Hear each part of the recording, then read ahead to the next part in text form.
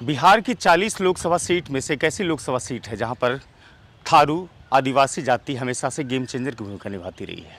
ये लोकसभा सीट है वाल्मीकि नगर। स्वीकार कीजिए, नमस्कार, मेरा नाम इकरामुल हक है और आप सिटी टाइम्स देख रहे हैं।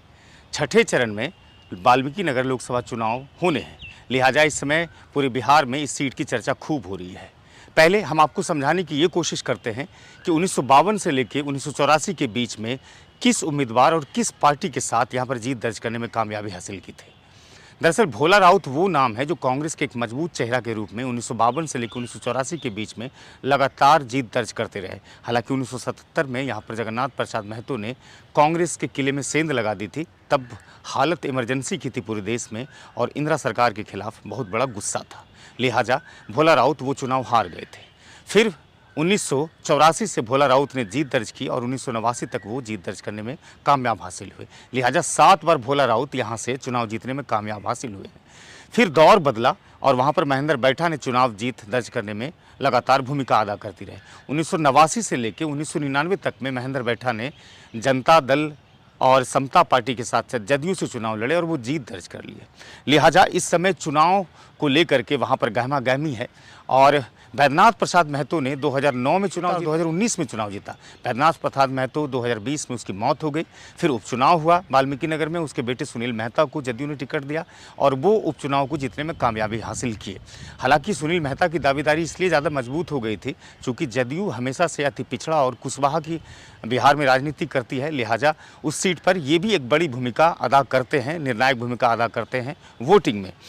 सुनील महतो चूँकि उपचुनाव जीते थे, लिहाजा सुनील महतो को इसलिए टिकट जदयू ने दिया चूँकि वहाँ पर एक माहौल था सुनील महतो के पक्ष में। बैद्यनाथ प्रसाद महतो वो नाम है वाल्मीकि नगर में जो कि क्राइम कंट्रोल के लिए हमेशा माने जाते हैं।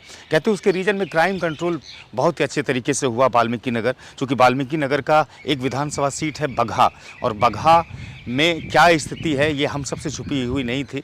वहाँ पर जो वर्तमान में आईजी हैं विकास वैभव, जो भागलपुर में भी डीआईजी रहे थे, वो भी वहाँ पर एसपी रहे थे बतौर और क्राइम कंट्रोल करने में बड़ी भूमिका निभाई थी। लिहाजा बगहा में क्राइम कंट्रोल के साथ साथ पूरे वाल्मीकि नगर में क्राइम कंट्रोल करने में बैद्यनाथ प्रसाद महतो ने बड़ी भूमिका निभाई थी।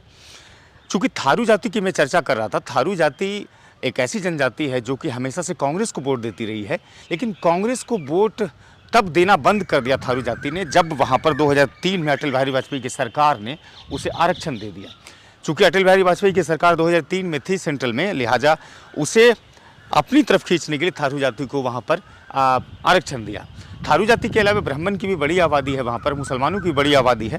वाल्मीकि नगर में ये 3 ऐसे कास्ट हैं जो कि हमेशा से गेम चेंजर की भूमिका निभाते हैं। इस मरतबा इंडिया गठबंधन की तरफ से दीपक यादव है और एनडीए की तरफ से सुनील महतो हैं जो बैद्यनाथ प्रसाद महतो के सुपुत्र हैं, जिसने उपचुनाव जीता है और वर्तमान में दावेदारी कर रहे हैं। लिहाजा दोनों के बीच में जो लड़ाई है वहाँ पर बड़ी दिलचस्प मोड़ तक पहुँच चुकी है। जब मेरी बात कुछ जदयू के नेताओं से हो रही थी तो उसने कहा था कि वाल्मीकि नगर चुनाव हम लोग जीत रहे हैं चूँकि वहाँ पर नीतीश कुमार की एक अच्छी छवि है, लिहाजा हम लोग वहाँ चुनाव जीतने में कामयाबी हासिल करेंगे। चूँकि इस समय मोदी की लहर भी नहीं है, लिहाजा देखना ये दिलचस्प होगा कि वाल्मीकि नगर सच माने में सीट बचाने में एनडीए कामयाब होती है या नहीं होती है।